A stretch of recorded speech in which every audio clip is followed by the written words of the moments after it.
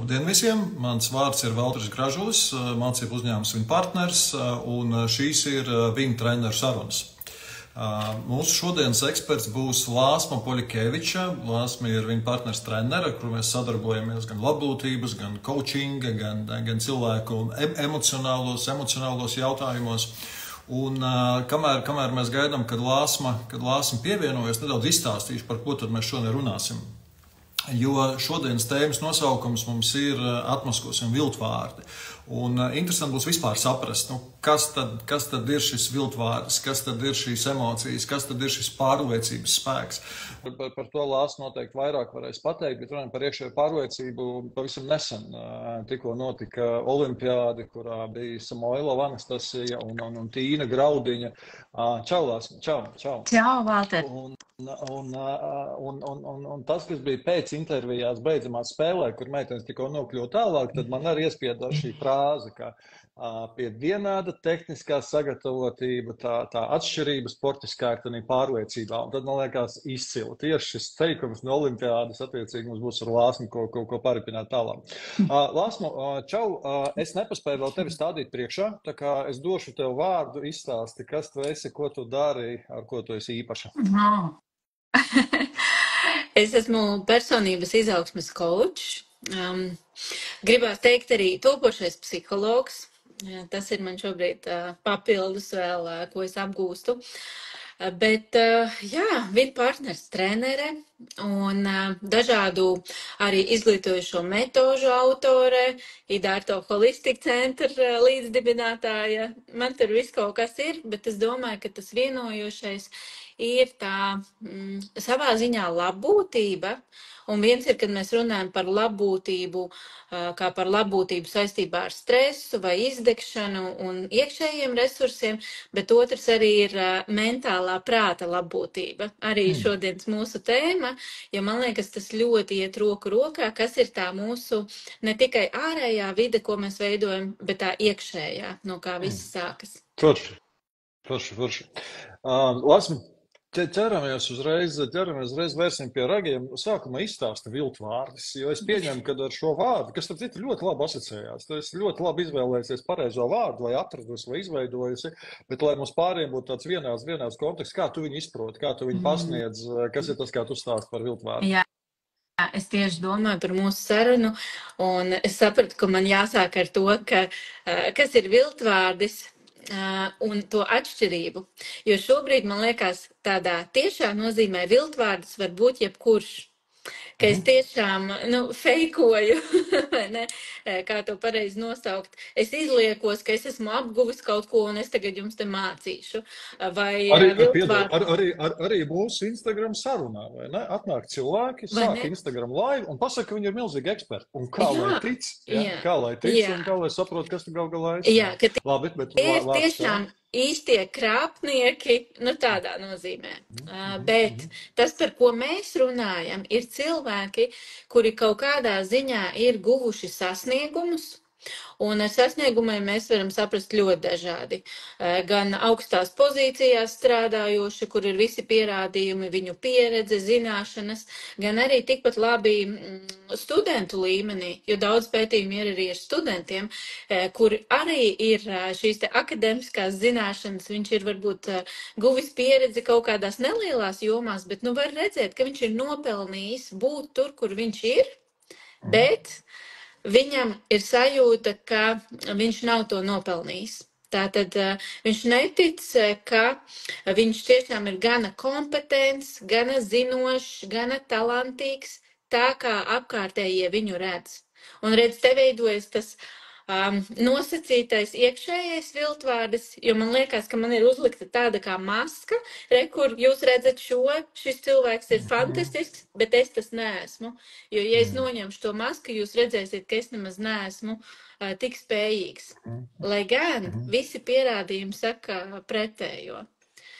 Nu, tas Es tā patiesībā pavisam. šis ir ļoti labi. Respektīvi, tas pirmais svarīgais ir nodalīt varbūt to mūsdienu ārējo, to mākslīgo lomu, vai ne? Tad, kad kāds patiešām sevi pasludina to, ko viņš Jā. nedara, un otrs to viltvārdu, to iekšējo lomu, vai ne? Jo, zini kā, jo es varbūt tādus, nezinu, provocējuši jautājumu, jo man jau liekas, ka tas viens tikai tāds viltvārds esmu, ir vairāk cilvēki, kas tā jūtās iekšēji. Jā, un zini kā, jo vairāk es šo tēmu pētu, jo man pašai ir lielāks pārsteigums, cik daudz cilvēki šādi jūtās, jo tas lielākais ir tas, ka mēs par to nerunājam.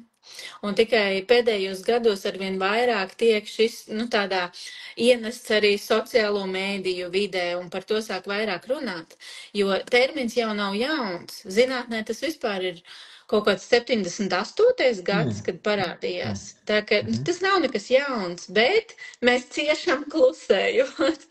jo šobrīd pētījumi rāda, tad, kad mēs paskatāmies dažādās izlasēs, bet līdz pat 82% cilvēku ir kādreiz savā karjerā piedzīvojuši šo sajūtu.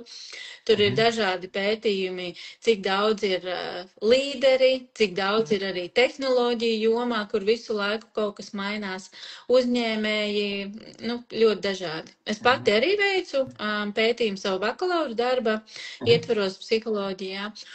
Un es biju pārsteigta pirmkārt, ka man atsaucās 700 cilvēki. Tas jau bija tāds, kad var vismaz izdarīt lielākus secinājumus. Diemžēl, kungi, kuri klausās, jūs nebijāt šo 700 cilvēku vidū. Vīrieši bija ļoti neaktīvi, 8 tikai, un tāpēc man nācās izņemt ārā no pētījuma, bet tas, ko es stāstu, ir aktuāli gan sievietēm, gan vīriešiem. To mēs redzam no pasaules pieredzes. Un redzam, tas, kas atklājās manā darbā, bija tas, ka šīs izjūtas ir ļoti, ļoti pazīstamas arī mums Latvijā, jo tas bija pirmais pētījums Latvijā. 50% šo cilvēku teica, ka viņi bieži piedzīvo šīs izjūtas. Reti bija tikai 5%. Tātad, kur atkal mēs redzam, ka lielākā daļa pazīst, par ko mēs runājam. Turklāt tas ir izteikti saistīts ar perfekcionismu. Jo mēs esam izteiktāki tādi, ejam uz to, kad vajag 100% vienmēr būt, jo lielāks iespējas, ka es arī jutīšos kā viltvārds, ja man nebūs tie 100% izpildīti.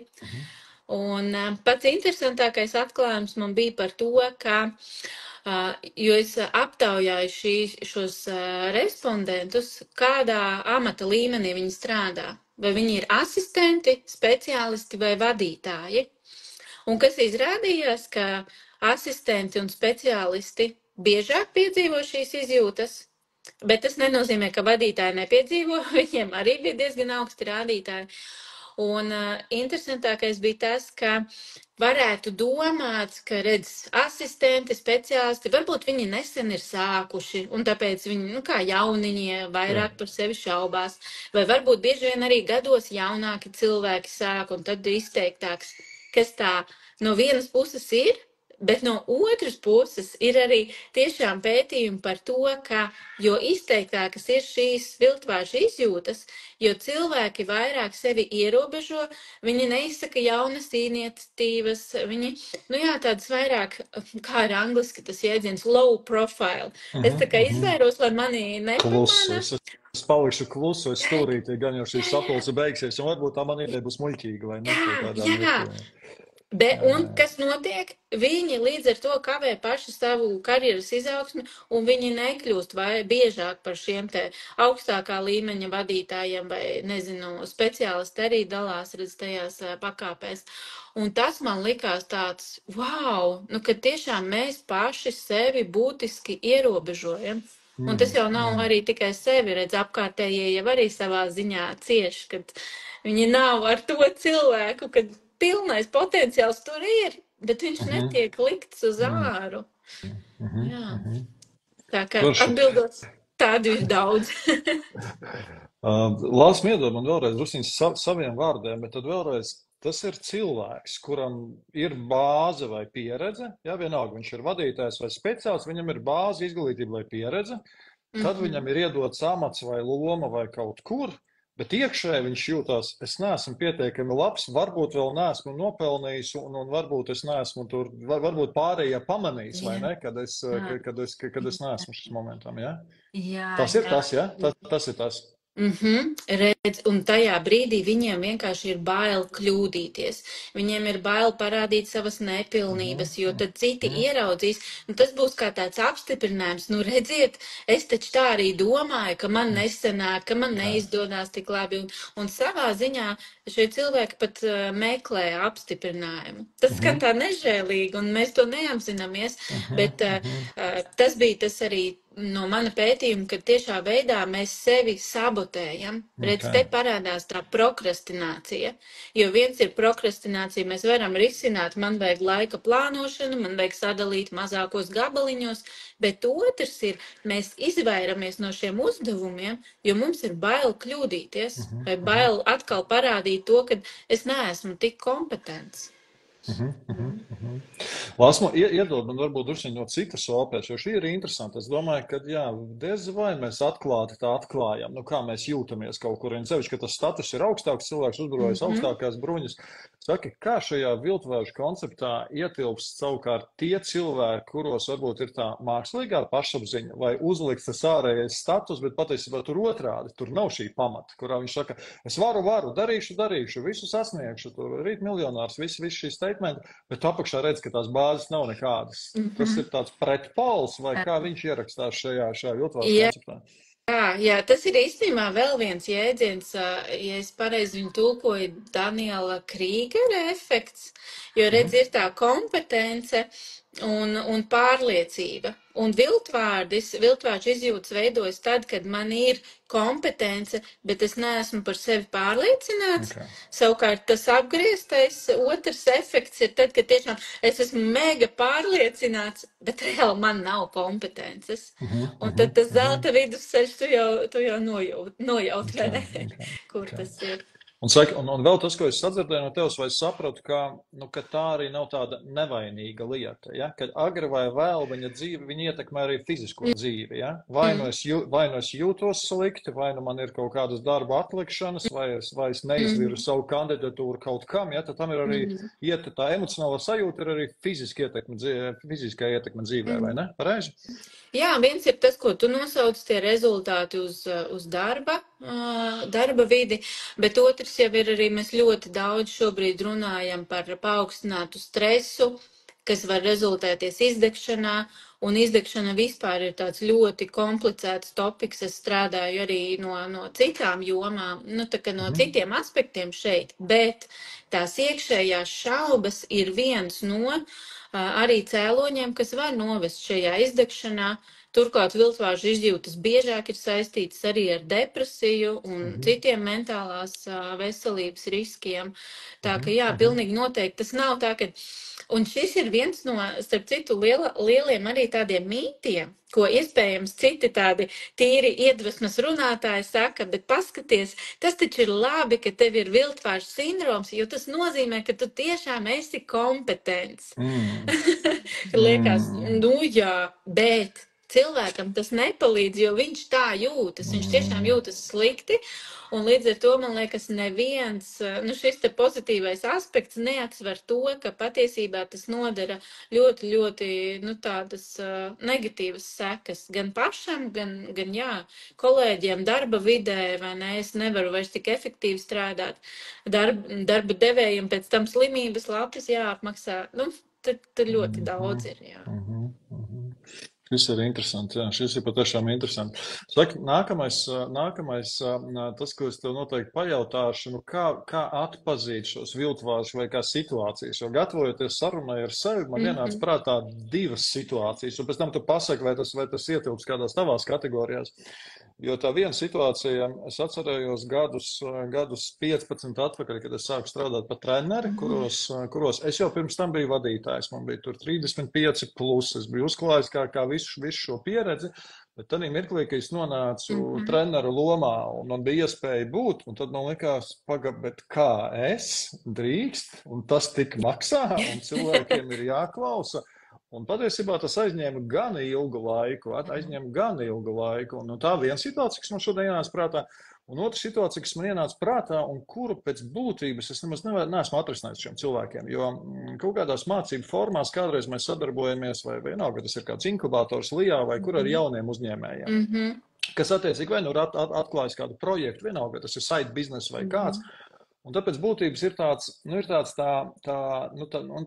jaunā uzņēmēja drusiņ tā nepārliecība, tā negatīvība, kur viņš ir gatavs visam. Viņš tur strādā bez maksas par mazu cenu, bet ko tad, es vēl tikko sāku, es neesmu uzņēmējs, Un tad, kad mēs runājam, ka tā ir tāda ļoti subjektīva, ka tev ir jānes tā pārliecība, tev, protams, tam jāiet līdz ar kvalitāti. Tas nav vienkārši tā, ka kaut kāds overpromise un visu šīs lietas. Bet pēc būtības es ļoti izjūtu arī tiem jauniem cilvēkiem, un viņi sadeg bieži vien, jo viņi gadu pusotru strādā pa tukšo, viņiem šķiet, ka kaut kam pasaulē ir jānotiek, lai viņi varētu pateikt, jā, tas ir mans zīmols, jā, tas ir uzņēmums, jā, tas ir tā cena, jā, tas ir tas mans pakalpojums. Iedod drusiņi, vai šīs divas situācijas viņi ietilpst šajā viltvāšu kategorijā, varbūt kā vēl atpazīt, kas vēl ir tās situācijas? Jā. Pilnīgi noteikti es kā kočs nediagnosticēju, un es to neiesaku nevienam, bet reāli, tad, kad mēs paskatāmies uz tām tipiskajām situācijām, šīs divas tu nosauc, viņas pilnīgi tur ierakstās iekšā, jo kas provocē to iekšējo viltvārdi? Jaunas situācijas. Redz, pirmais tas tavs gadījums, tu nomaini jomu, nodarbošanos, tev ir tā kompetence, bet tu esi atkal iemests jaunajā nezināmajā, kur sevi ir jāpierāda. Un tāpat arī jauniem šiem jaunu uzņēmumiem. Un tas, ar ko es strādāju šajā brīdī, ir tās iekšējās pārliecības, domas, uzskati, ko tu domā par vispār kopumā par kompetenci, ko nozīmē būt, piemēram, uzņēmējam.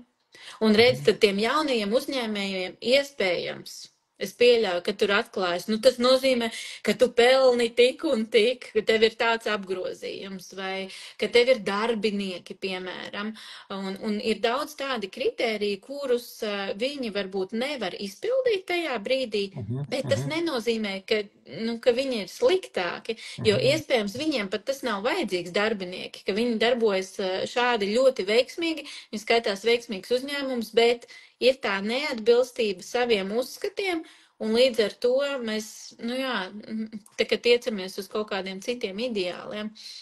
Jā, tas šis ir ļoti interesanti.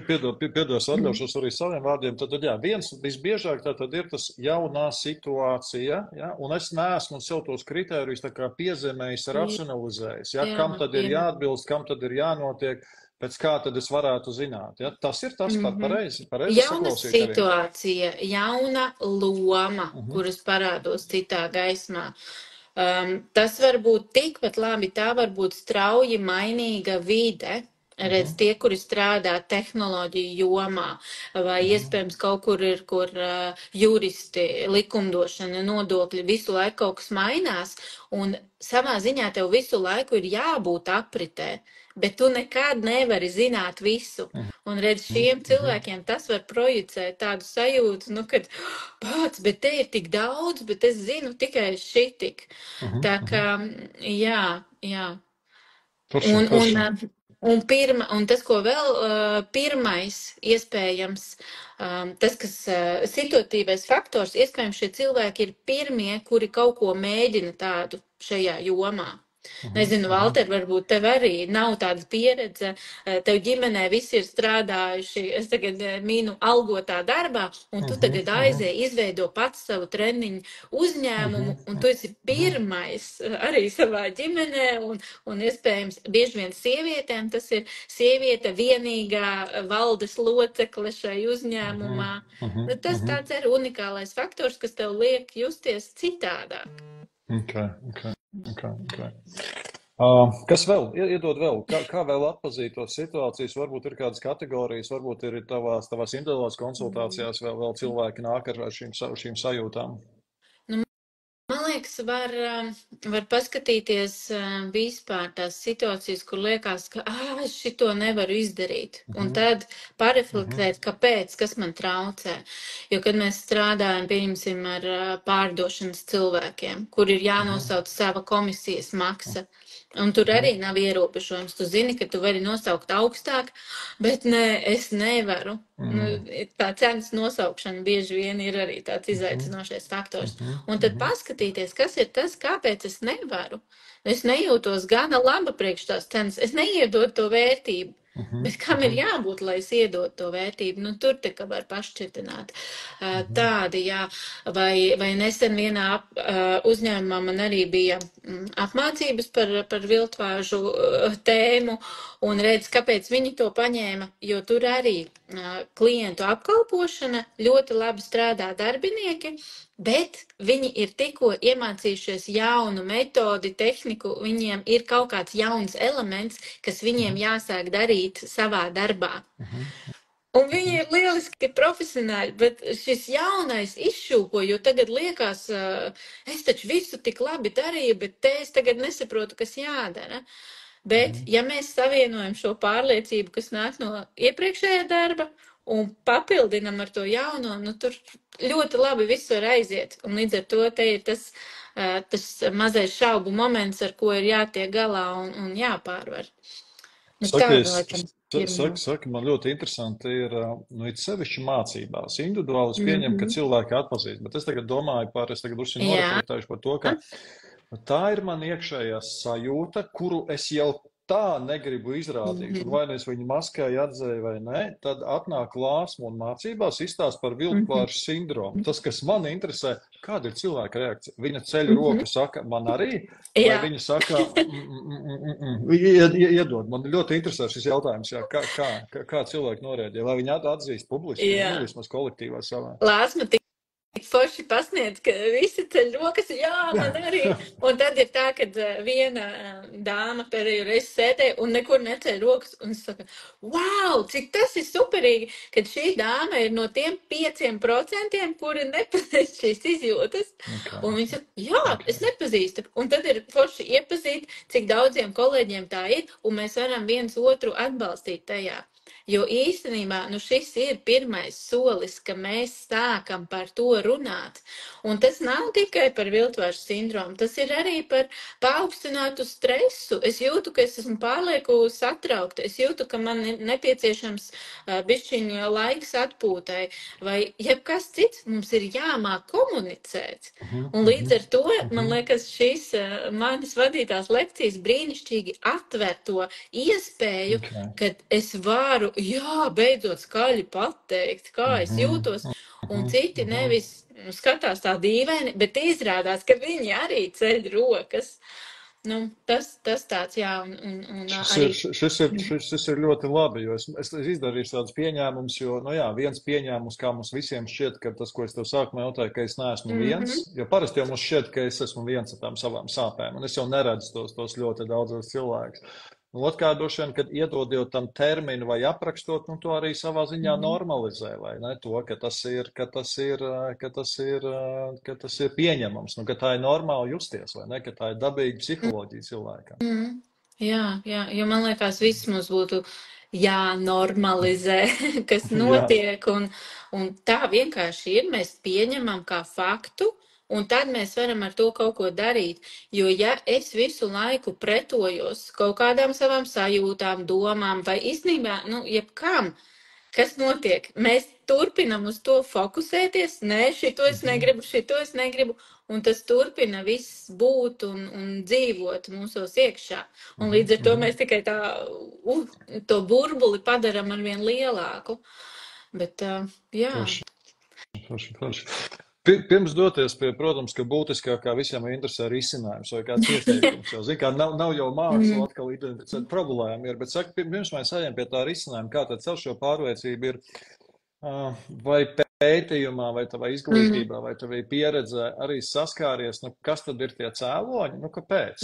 Jo tas, ko es vēlreiz dzirdu no tevis, tie visbiežāk ir atbildīgi, atbilstoši cilvēki, kuriem ir, bet vienalga tā sajūta, neesmu pietiekami labs, vai esmu viltvārds, vai pārējie pamanīs, vai tā komisija ir pa augstu, ja? Kas ir tie cēloņi, kas ir tas tavs viedoklis? Jā, nu redz, viennozīmīgi to nevar pateikt, un tur ir daudz dažādi faktori, bet tas, ko mēs runājām, viens piemēram ir situatīvie faktori, ka tiešām liekas, ka es esmu vienīgā tāda, vai man ir pirmo reizi šāda situācija, un tas mūsos automātiski izraisa, nu, kaut kādas tās bailes un aizsarga reakcijas. Jo, redz, nu, visur no psiholoģijas mums primārais ir drošība un izdzīvošana. Un, ja ir kaut kāds apdraudējums, tad mēs automātiski aizsargājamies. Un, ja tā pāranalizē, nu, tas viltvārds kaut kādā ziņā ir tā aizsarga reakcija paslēpties, un kad tikai viņi mani neatmasko, es turpinu rādīt to skaisto seju. Bet, ja mēs vēl ejam dziļāk no psiholoģijas personības faktoros, tad skaidrs, ka tur ir saistība gan ar audzināšanas stilu, gan ar attiecībām bērnībā, ar vecākiem.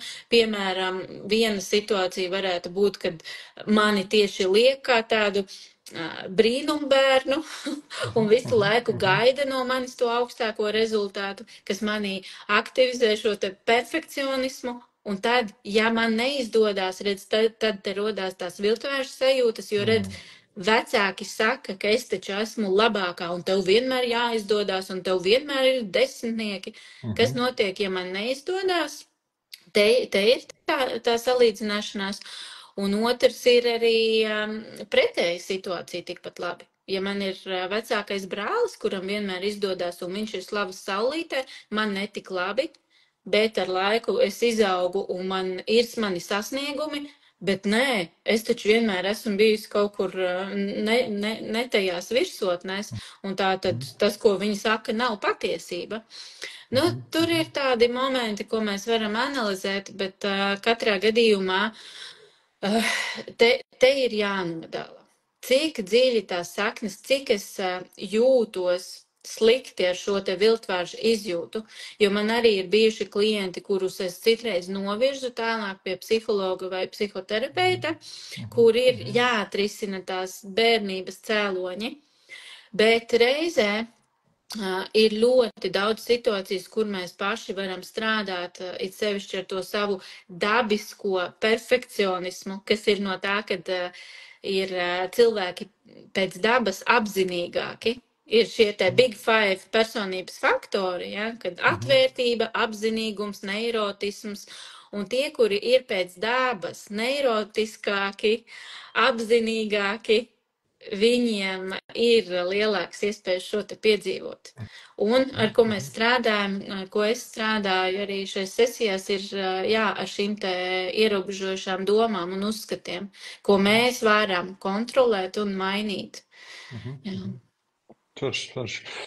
Klausoties tev, man vēlreiz norezonē vēl viena tā lieta, ka mūsdienās ar visu šo informācijas apjomu un resursu, kur tev ir pieejams gan coachings, gan psihologs, gan psihoterapeits, kur man liekas patiesībā būtu brīnišķīgi, ja cilvēki būtu vairāk izglītoti vai pieņemtu, kurās situācijās ko vajag. Jo tas, ko tu teici, ir situācijas, kuras nevar aizlāpīt ar Instagram live vai ar coaching sesiju, kuros ir jāiet dziļāk, kuros jāskatās problēmas sakni, varbūt pat vēl dziļāk ir jāmeklē.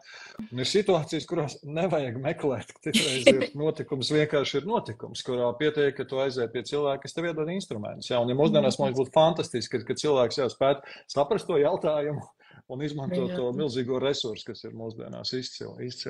Nu ko, es domāju, ka mums jādod pie tev, es ļoti ceru uz kādu risinājumu. Ja es drusciņi atsaukšos varētu šim kontekstam arī, ka mums bija iepriekšējā Instagram saruna ar Iesaulnieci, un tur bija par improvizāciju, par unboss, ļoti interesanta saruna.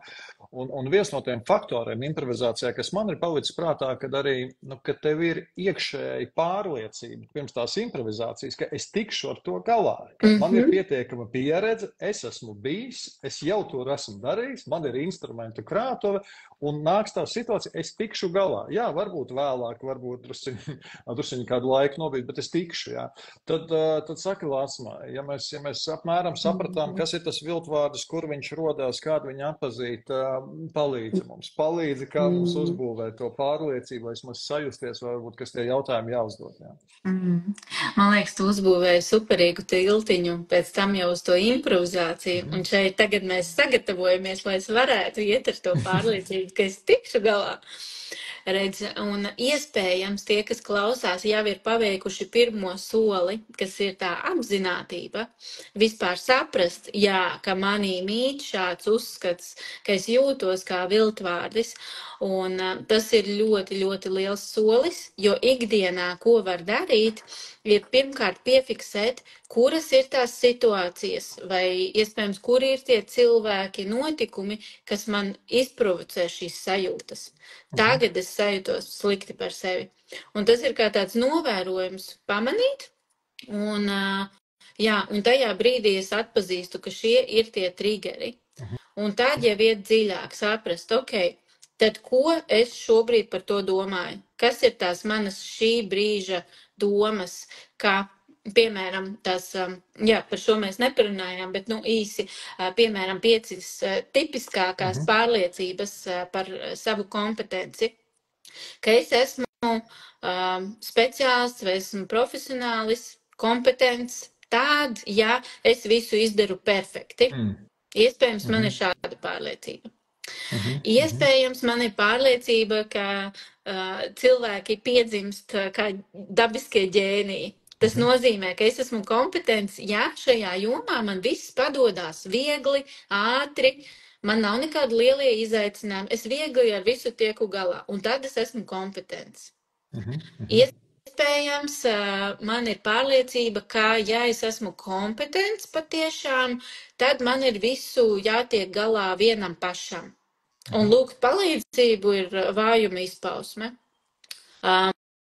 Tad vēl mums ir, es tūlīt atcerēšos, pēdējais bija supercilvēks. Tas ir par to, ka visās jomās man ir jāpadodās vienlīdz labi. Un līdzīgi kā perfekcionisms visās jomās. Un vēl mums bija, šis ir arī ļoti izteikts, karjeras ziņā eksperts. Es esmu profesionālis. Tad, ja es zinu visu, ja es protu visu, līdz ar to iespējams man ir visi diplomi, certifikāti un tā tālāk. Un redz, man ir jāatpazīst, vai man ir kādas no šiem uzskatiem, vai iespējams kaut kas līdzīgs tam. Un tad, kad es pamanu, tad tas solis ir tajā pārdefinēšanā. Nākamais ir to, ka es meklēju, bet patiesībā. Un šeit dar visādas tehnikas. Kā es zinu, ka tā ir patiesība? Kur ir pierādījumi, ka tā tiešām ir? Kad mēs meklējam un apgriežam tās domas, tad kas ir patiesība? Un te parasti ar klientiem es palīdzu atrast, kā ir, vai tiešām tev ir jāstrādā vienam kā profesionālim? Izrādās, ka nē, ka kopā komandā mēs varam paveikt vairāk, un tas ir tieši spēks, nevis vājums. Kad meklē to, un tad ir tas grūtākais.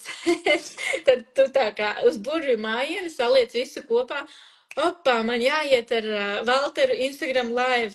Es atpazinu, es taču neesmu tik laba, kā es ar Valteru runāšu, kurš ir tik daudz pieredzējis, tāds profesionāls, es galīgi neesmu gana laba. Opā, atnāca mans viltvārdis. Es citreiz pat lieku iztēloties, kā viņš izskatās. un bišķiņi ar tādu humoru padarīt viņu tādu smieklīgāku. Pag, kā es zinu, kur patiesība, ka es neesmu gana laba.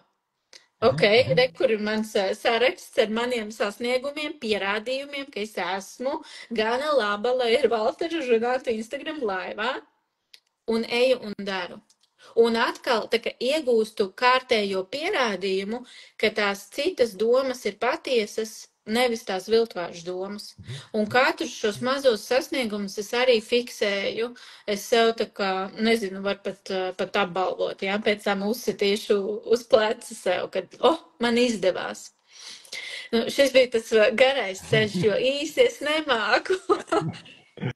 Lāsma, es tev atkal drusciņ noreflektēšu, varbūt to trešo pajautāšu, jo, nu jā, tas pirmais, un tu saki, vai es pareizi arī sapratu, jo es arī šeit esmu mūžīgais students par to, ka, nu, pirmais ir atpazīt vai saprast to situāciju. Nu, un es pieņemu arī, ka tur vajag vai nu kādam laikam paiet, vai kādai emocijai norimties, ka es neesmu tādā pašā emociju stāvoklī, ja, ka man, jāspēj saprast, notika tas, nevis saka Dievs, tur vainošana un tāda ir. Man ļoti patīk tavs otrais solis, kas ir mans viltvārdis.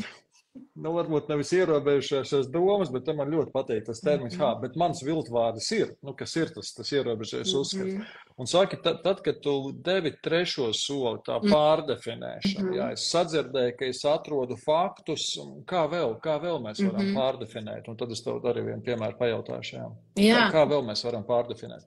Jā, jo man ir jāatrod tas, ja mēs redzam, ka viltvārdis ir kaut kādi uzskati, kam es šobrīd ticu, un tas varbūt neapzināti. Nav tagad visiem jāpasaka, es tam ticu, bet tas ir kaut kādas automātiskās domas. Tad man ir jāatrod un jāveido šie te jaunie neironu savienojumi, jātrenē jauns celiņš, kā es gribu ticēt. Un ja mēs mazāk praktizēsim viltvārdi, šie neironu savienojumi atslāps smadzenēs, un mēs izveidosim citu to taisno savienojumu. Un līdz ar to mums ir iespēja ar treniņu izveidot, kad šīs jaunās domas jau kļūst automātiskas. Jo šis piemērs, ko es teicu ar tevi, man kādreiz bija, bet šobrīd šajā reizē man pat neienāca prātā doma, ka es varētu neiziet Instagram live ar Valteru. Jo šis jau, tā kā man jau ir izstrādējis automātiski. Un tas ir tas, ko mēs gribam. Es pieņemu, ka tie pirmie soļi ir grūti, un es pieņemu, ka pārdefinēšana cilvēkiem, kas to nav nodarbojušies, viņi varētu būt arī kaut kur nesaprotam vai tehniski. Iedod man vēl drusku, varbūt tādas dzīves pieredzes vai detaļas. Visbiežāk to pārdefinēšanu, vai tos faktus, vai tos jaunos apgalvojumus ir kā vieglāk izdarīt. Tas ir saruna ar cilvēku, es rakstu, es atkārtoju paziņojumus. Iedod man drusku to tehnisko izpausmu, kā atrast un kā viņus pārdefinēt savu. Nu jā, tādā coachinga procesā es droši vien tā arī... Zini kā? Es daru coachingā. Jā, kā es daru? Mēs varam sākt ar to, ka mēs iztēlojamies to ideālo variantu. Un it sevišķi ir laba vizualizācija, tad es pat tur uzburu ainu. Nākamreiz, kad es esmu šajā situācijā, kā es tur izskatos, un tad, kā es tur reaģēju. Kas ir tas, ko es tur daru? Kā es gribētu? Ja šobrīd, tad, piemēram, es atlieku, prokrastinēju, tad kā es gribu? Un tad es daru, kā es gribu, un kā es jūtos tajā brīdī. Un tad, kas ir tās domas, kam es ticu tajā brīdī, tad, kad es to daru? Un šādi var tikai paspēlēties no malas, kā rengenu uzņēmumu, sevi noskanēt, kas ir tajā ideālajā variantā. Šis ir viens, kā atrast. Bet var, protams, ir refleksijas dažādi uzdevumi, kuras rakstu ārā, kuras pēc sajūtām skatos arī, kas man nāk. Var ņemt jau gatavos tekstus, tās pašas afirmācijas, ar kurām, protams, jābūt ļoti uzmanīgiem, jo tas, ko mēs nedaram, mēs neveidojam tādas afirmācijas, kā bija. Tātad, es neesmu gana labs, un tagad pēkšņi es esmu gana labs. Mēs neveidojam kaut ko pārāk tālu ārpus manas kontrolas, komforta zonas, jo tad es vienkārši tiešām jūtīšos kā viltvārdis, jo es tikai izliekos, ka es tagad saku to skaisto teikumu, bet tā galīgi nav patiesība. Tā ka mēs meklējam kaut ko nākamo soli, kam es varētu noticēt. Tad tas iekšējais ticamības moments, man ir jāatrod tie fakti, jāatrod tā tehnika. Un es atkal varbūt sadzirdēju arī, ka mūsdienās patiesībā nevajadzētu noniecināt visu šīs tehnikas, kas ir gan vizualizācija, gan dienas grāmata, gan afirmācijas. Viņus vajadzētu saprast un arī saprast, kurā situācijā, kā viņu pielietot. Jo tās ir tādas garīgas tehnikas arī, ko var pavisam noteikti izmantot. Jo mēs sākām ar sportistiem, redz. Un sportistiem šī vizualizācijas tehnika ir tik izplatīta. Es arī esmu klausījusies dažas sarunas, kur viens bija motobraucējs, kur viņš taisīja tos salto trikus. Kā viņš stāstīja, vēl vīriešu cilvēks, ja viņš pirms kādām sacensībām klusā vietā apsēžas, aizver acis, iztēlojas, kā viņš pieeja pie sava moča, kā tas iedarbinot, kāda ir skaņa, kāda ir sajūta uzkāpjot virsū. Un tad vissīkākajās detaļās izspēlē cauri visus tos apgriezienus un savus trikus. Tā ka tas ir zinātnē pierādīts, jā, ka šādi mentālie treniņi atstāja efektu arī uz to, kā mēs fiziski jūtamies un pēc tam, kāds ir mūsu sniegums. Es varu tikai pilnīgi pievienoties, jo arī es esmu bijis no tiem, kas arī par šām dažādām tehnikām esmu bijis gan skeptiski, bet jāsaka, jā, kad Ineta Radzeviča kādā no mūsu konferencēm, un kad viņa absolūti nopietni ar pārliecību, bez mazākā šauba elementa stāstīja, kā viņa meitene Rezeknē stadionā, un tur jau viņa zināja, ko viņa darīja, vai Dzelzīts dēls teātra aktieris, kur viņš stāstīja, kā viņš izgriež šo izrādi, kā viņam notiek. Jā, nu tie jautājums tie tiešām zinām. Lasmu, kā vēl? Ir vēl kādi paņēmieni vai pieejas, kā šo savu iekšējo pārliecību vai nu celt vai tuvināt, jo tas, ko es sadzirdēju, ir vēl viena lieta, ka nepaukstināt viņu pārāk augstu, vai ne? Nu, nepiecelt viņu.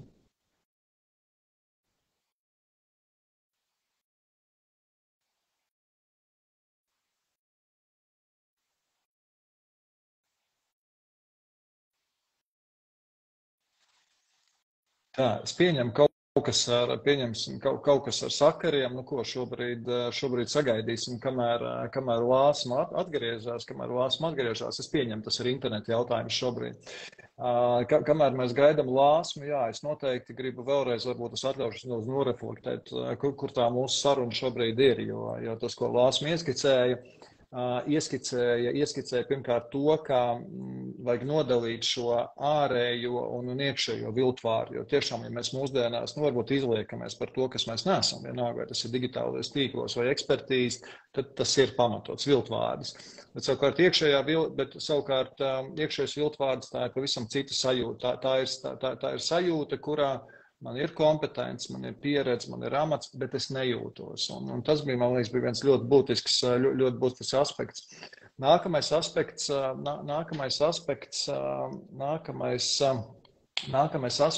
ko Lāsma akcentēja, bija par to, ka tas nav tikai par sajūtu, tas ierobežo cilvēku fiziskā dzīvē. Ja? Tad, attiecīgi, ja šīs pārliecības ir. Lāsma, kamēr mēs atjaunojām sakarus, es taisīju mazo refleksiju, kas ir tās lietas, bet noteikti aicināšu turpināt arī sarunu. Jā, tas, ko es tev gribēju jautāt arī, vai vēl ir, kas tev nāk prātā ar pieredzi, ar klientiem, kas vēl ir tās pieejas vai domāšanas veidi, kā stiprināt šo savu pārliecību. Jo man patika arī tā ideja par to, ka neaiziet otrā galējībā. Ja mēs mēģinām sev pārdot ideju, vienalga ar kādām tehnikām mēs neesam, kas mēs neesam, tad patiesībā mēs samaksāsim, diemžēl, to lietu. Respektīvi, tomēr tas kāpinājums, lai mēs varam noticēt. Kas vēl varbūt ir tās pieejas vai domas vai metodas, kā kāpināt pārliecību? Visefektīvākais veids ir ņemt un darīt. Jo kā stiprinās pārliecība, es izdaru, es ieraugu, es to varēju izdarīt, es eju tālāk, mēģinu nākamo lietu. Un līdz ar to, ja mēs gribam sasniegt lielus mērķus, mēs vienkārši dalām tos mazākos gabaliņos un tiešām soli pa solim un pamanam katru mazāko lietu, kas ir izdarīta. Šeit dažādi individuāli var meklēt šos te atbalsta partnerus, bet arī uzņēmumos es zinu, ka veido šo te atbalstošo tīklu un kopā ar kolēģiem var veikt dažādas iniciatīvas. Šiem te, piemēram, soļošanas vai skriešanas izaicinājumiem, tas ir ļoti populāri, vai ne? Mēs kopā un skatāmies, bet te arī vajadzētu ieslēgt nevis tādu, ka es tagad eju uz uzvaru, bet ka uzvarētājs ir ik viens, kurš piedalās, jo rekur tu esi izdarījis vairāk nekā tu ikdienā izdarītu. Un tas ir tāds veidot arī sev iekļaujošu darba vidi, kur mēs pieņemam, ka mēs katrs varam būt citādāks, dažāds. Un, tas, man liekas, ir svarīgi tā kultūra, kur tiešām mēs pieņemam kur mēs runājam, un vadītājs tomēr ir tāds līderis un paraugs, kurš var aicināt uz šīm sarunām. Un, jā, un tas, man liekas, ir arī lielisks instruments, kā vadītājs var parādīt arī savas kaut kādas vājības reizēm, parādot, ka mēs visi esam cilvēki un ka tas ir ok kļūdīties. Jo šī kultūra ir ok arī kādreiz kļūdīties, ir ļoti, ļoti palīdzoša izaugsmas domāšanai, pārliecībai. Jā, nu redz, te tādi. Šis ir ļoti labi, jo es arī nedaudz atsaušos uz to iepriekšējo sarunu ar Aiju un pēc būtības arī, kur tur bija gan tēze par svinēt kļūdas vai kļūdīties, kas bija interesanti, mēs tad, kad mēs viņu detalizējām, tad pēc būtības bija tā, ka, kad cilvēkam vajadzīgs dopamīns, viņš jau apzināti nedarīs sliktas lietas. Tad, ja mēs atļausim kļūdīties, vai arī viņš jau neteiks vienkārši stulbas idejas kaut kādas, nu nē, viņš jau apzināti to nedarīs. Un otrs arī varbūt tas teiciens, svinēt tās kļūdas nozīmē, nu jā, ar smaidu, vēsu prātu paskatīties, nu ko mēs nākamreiz, nākamā sarunā vai nākamā situācijā varam izdarīt. Jā, un tur nav pārmetumu, tur nekas nav noticis. Jā. Ļoti labi. Lāsmā pārslēdzoties lēnām jau tuvoties noslēgumam, tas, kas man vēl interesē, ka neizbēgam mēs vairāk kaut kā pieskarāmies šīm darba situācijām, darba amatiem, darba situācijām. Tas, kas man interesē vēl, kā ir privātā dzīvē, jo varbūt es atļaušos izmantot dienas stāvokli, es sākumā tu iedošu vienu savu piemēru, un tu man pasaki, vai es varēju kaut ko darīt savādāk, vai man vajadzēja darīt savādāk, un tas savukārt tavs jautājums, kāds attiecās uz darbu, jo, zini kā, jo klausoties tevi, man hobijs ir burāšana no bērnības jau, bet es viņu kaut kā realizēju ar pauzēm kaut kur, tad es esmu darījis kaut kādus gadus, atkal. Mums bija situācija, kurās mēs ar viens draugs iegādājās jaunu jahtu, un viņš pieteicās regatēju. Un kaut kā sanāca tā, ka mēs nonāca situācija, kur viņš saka, nu, reku, tu esi kapteinis, reku, tu stūrē. Un tā bija pietiekami liela jahta, pietiekami liela komanda, kur man liekas, šitā tagad, ja tev šķiet, ka es zinu, vai tev ir sajūta, kad man iekšēji bija, nu, diez vai. Bet varbūt kaut kāds vīrieši vai kaut kāds egotas situācijas, kur es neatkāpos. Nu, protams, ka tu sakot zobus, izlikies, ka tu zini, un mēs cik ļoti labi nostartējām to. Bet piedod man šāda sadzīviska situācija, kas nav darba situācija. Es varēju darīt arī kaut kā savādāk, kaut kā mazināt tās iekšējās sajūtas vai celt savu pārliecību. Ko tu man ieteiktu kā treneris, kā speciālists? Man liekas, tu tur varēji tikai paļauties savām šaubām. Tu jau tur izdarīji visu tieši to, par ko mēs runājām. Pareizi, tu ņēmi un darīji pat par spīti tam, ka tu šaubies. Iespējams, citreiz, ja tās šaubas ir pārāk lielas, tu vari viņas atskaņot skaļi, klausies. Man nav sajūta, ka es šo varu izdarīt, bet ja tu man uzticies, es esmu gatavs mēģināt. Mēģināt, un galvenais arī nebaidīties procesā, kad, ja tu saproti, ka, hei, bišķiņi iespējams iet ārpus tavas kontrolas, nu tad paprasīt to palīdzību. Nevis tagad, tad man ir jāpierāda sevi pilnībā, ja jau viņš uzticēja, nu tad es izdarīšu. Tā kā, jā, un tādas situācijas ir daudz, jo mēs runājam par darba un privātās dzīves līdzsvaru, bet, nu, kā man kolēģi saka, vai tiešām darbā nav dzīve? Mēs dzīvojam visu laiku, un es esmu tas pats cilvēks kā mājās, tā darbā. Līdz ar to tas viltvārds man var izpausties darbā, kur ir, nu, mēs pavadām ļoti daudz laika, un tur biežāk var būt tā iespēja, bet man ir citas lomas. Es esmu arī iespējams kaut kādā ziņā sportiste, kur gribu pierādīt savas ambīcijas. Es esmu sieva, kāds ir atkal vīrs, partneri, mēs esam vecāki, un vecāku loma bieži vien izsauc ļoti lielas šīs viltāžu izjūtas, jo tas ir kaut kas absolūti nezināms un nekontrolējams. Un vai es daru gana labi, jo redz tā informācijas pārpilnība ir visur, un es taču zinu, bet vai es tiešām esmu gana laba kā mamma. Līdz ar to katrs var apdomāt savas lomas un savas ekspektācijas saistībā ar šīm lomām. Un tad attiecīgi skatīties, vai tur ir tā, kā mēs runājam, tas vidusceļš starp to, cik es jūtos kompetents un esmu pārliecināts tajā, ko es daru. Arī privātā dzīvē, tur, kur mēs varam kādas lomas ielikt, vai ne? Vai es tagad esmu palicis par māmu, vai par tēti, vai par ciemata vecāko, vai es, vienalga par ko es tur esmu palicis, par bērnu treneri, ja, tad arī šis ir arī, jā. Bet tā riska zona, jāsaka, pietiekami, es domāju, ka pietiekami liela viltvārdiem, jo viss šie sociālo tīklu un viss šīs informācijas drumstals, viņas rāda kaut kādu tādu apgriezto spoguli, vai ne, vai kaut kādu neeksistējošu stereotipu, kas tad ir šī ideālā māma, tētis vai jebkurš cits.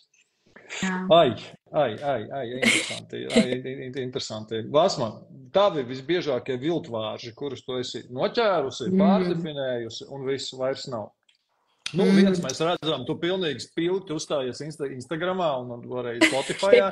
To tu esi noķērusi, ko tu vēl esi dzīvē noķērusi, sasējusi un pārdefinējusi. Un zini kā, man negribās teikt, ka es esmu tagad baigā superzvaigzne un visus esmu noķērusi, jo tas pats viltvārdis, kas ir interesanti, viņš var parādīties atkal kaut kādās situācijās. Bet tāda ir tā labā lieta, ka es zinu, ko ar to darīt. Redz, viens no tādiem man bija izteikti arī tā, kā es ilgstoši jau strādāju pati uz sevi savā koča privātpraksē. Man bija tipiski iesēdies viltvārdis, ka tikai es viena visu varu izdarīt. Un tad, kad es vairs netiku galā, es saprotu, ka man tā kā vajadzētu asistentu. Bet nē, asistents taču netiks galā tik labi kā es. Un tad, paņemot asistentu, īstenībā pirms tam jau tiekot galā ar šīm domām, es paņēmu asistentu un tad viss bija kārtībā. Un otrs, lai cik interesanti tas nebūtu, bet tā kā tu dalījies arī ar savu pieredzi, uzsākot būt trenerim, man bija tāds posms, ka sākotnēji strādāju vairāk ar privātpersonām, un pēc tam es sāku lēnām pāriet arī uzņēmumus, vadīt lekcijas, nodarbības. Bet tas viens periods bija tāds, ka man likās, nē, es taču neesmu gana kompetenti, lai strādātu uzņēmumos, jo man kaut kā tās likās pilnīgi divas dažādas nozares. Bet ja mēs tā padomājam, es strādāju ar tiem cilvēkiem, kuri ir uzņēmumos, vienkārši viņi atnāk pie manis, nevis es aizēju pie viņiem. Bet manā galvā tas bija tik ļoti atdalīts. Un šobrīd arvien vairāk strādājot ar uzņēmumiem un komandām, es redzu, ka tie paši cilvēki jau vien tur ir. Tā, un tas ir, ko es vienkārši iedrošinu, ļoti interesants process sevi izzināt, pamanīt un nevis nosodīt, ka atkal ar mani kaut kas nav kārtībā, atkal kaut kas man nesanāk vai neizdodas, bet kad interesanti. Šitā arī var būt. To es par sevi vēl nebiju pamanījis. Forši. Man patīk tavs piemērs, jo es viņā saskatīju tādu pārdefinēšanas piemēru, vai ne? Jo tu pārdefinēji ar to, ka tie paši cilvēki, kas nāk pie tevis ar izsit, vienkārši tur viņi ir citā grupā, citā telpā, vai ne? Bet tie paši cilvēki, tā pati nācija. Forši. Asma, es tev saku lielu paldies par sarunu. Pirms atvadīties, es atļaušos varbūt tādu spilgtāko domu priekš sevis pateikt šobrīd, jo es nebiju aizdomājies pirms šīs sarunas tādā kontekstā, un tad savukārt aicināšu tevi varbūt arī pateikt, pie tam skaties brīvi, vai tas ir kaut kas, ko tu gribi novēlēt cilvēkiem, kas tevi klausīsies vai skatīsies, vai arī tas ir, vai arī kaut kas, ko tu pat iemācījies no šīs sarunas, jo es varu reflektēt, ka man ļoti patika tā tēze pat par to, kā ieraudzīt savu viltvārdu vai mans viltvārds.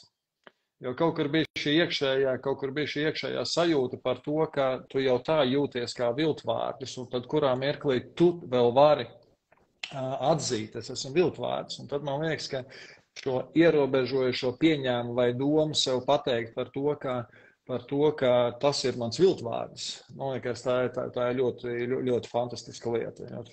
Paldies, Lāsma. Es no savas puses saku paldies visiem, kas skatījās, klausījās. Lāsma Poļikeviča, viņa partners, atmestot savu viltvārdi, un tā labā ziņa tāda, mēs neesam vieni, jūs neesam vieni. Un mūsdienās tas ir pilnīgi normāli runāt, justies par šīm lietām. Un tad man liekas par to, ka jo vairāk mēs zināsim, jo vairāk mēs sapratīsim, jo es domāju, ka mēs ne tikai vairāk sasniegsim, bet galvenais ir vairāk jutīsim. Tā kā liels paldies, sarunu saglabāsim un padomus un ieteikumus noteikti arī dalīsimies. Paldies par sarunu, uz redzēšanos.